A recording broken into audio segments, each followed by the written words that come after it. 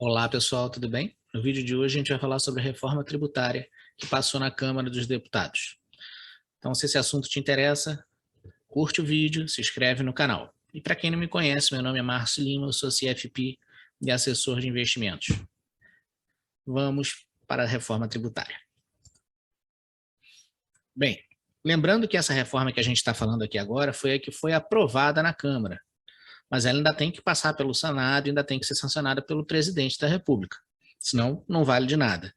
Isso daqui é mais para dar uma ideia para todo mundo do que vai mudar, o que vai continuar a ser como era antes, e uma ideia geral. Tem alguns pontos que eu não abordo aqui, mas boa parte deles já estão abordados aqui nessa pequena apresentação, tá bom? Bem, os dividendos de ações vão passar a ser novamente tributados em 15%. Isso aqui é um dos pontos mais polêmicos da reforma. Em 1995, o Brasil deixou de tributar dividendo e nessa proposta agora que passou na Câmara, voltou novamente os dividendos serem tributados em 15% para quem investe em ações. Também passou a ter o fim do JCP. Ele foi criado na década de 90, o juros sobre capital próprio, que era uma forma da empresa poder remunerar o acionista e deduzir isso do imposto. Então, isso também agora vai estar terminando pela reforma que foi aprovada na Câmara. Outro ponto aqui que o pessoal bateu bastante é que eles estavam querendo tributar os dividendos de fundo imobiliário. Então, acabou que foi derrubado na Câmara. A princípio, o texto que está indo para o Senado, ele mantém a isenção de imposto sobre os fundos imobiliários. Tá? A isenção do imposto é sobre os dividendos, sobre os proventos dos fundos imobiliários. Mas o ganho de capital continua em 20%, tá? Que eles também queriam mudar de 20% para 15%, mas manteve em 20% no texto o ganho de capital, mas manteve isento os proventos de fundo imobiliário. Manteve também a alíquota regressiva para renda fixa, fundos de renda fixa e fundos multimercados. Aquela que vai variando com o tempo, começa em 22,5% e vai até 15%, né? Tem um estágio de 6 meses, um ano, outro a partir de 2 anos, que passa a ser 15%.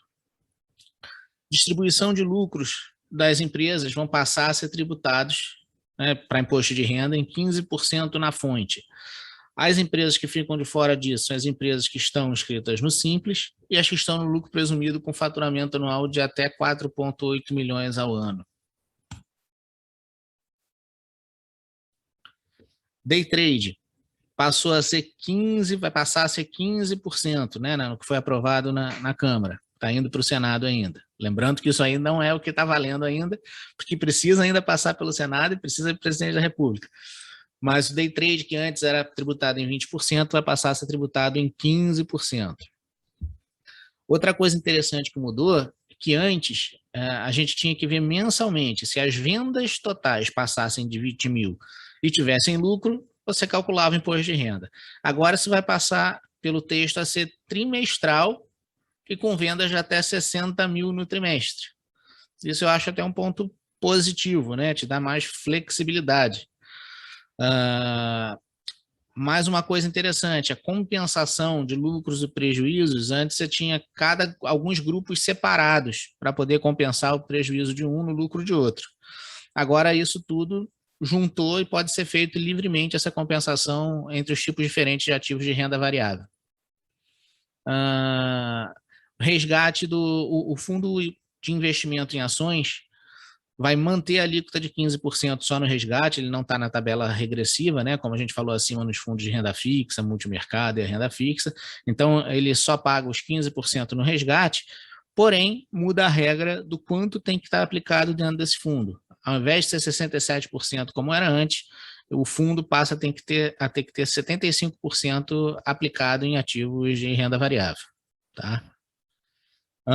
Esse último ponto que eu abordo aqui é um ponto para as famílias que têm mais dinheiro, que têm aqueles fundos fechados exclusivos, que vai passar a ter come cotas de 15%, que antes não tinha. Era um grande benefício você ter um fundo fechado exclusivo, porque ele não tinha come cotas. Então, o dinheiro que você tinha que adiantar de imposto de renda continuava ali dentro rendendo.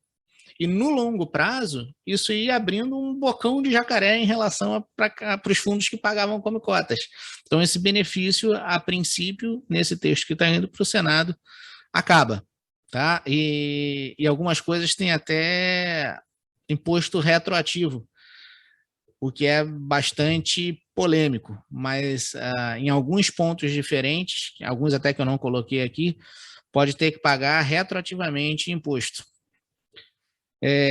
Mais uma vez, repetindo, mas para que fique claro, isso aqui não é o que vai valer, na verdade, isso aqui é o que já passou na Câmara, mas que ainda tem que ser aprovado no Senado e sancionado pelo presidente da República. Espero que tenha sido de grande valia para vocês aí o que foi abordado.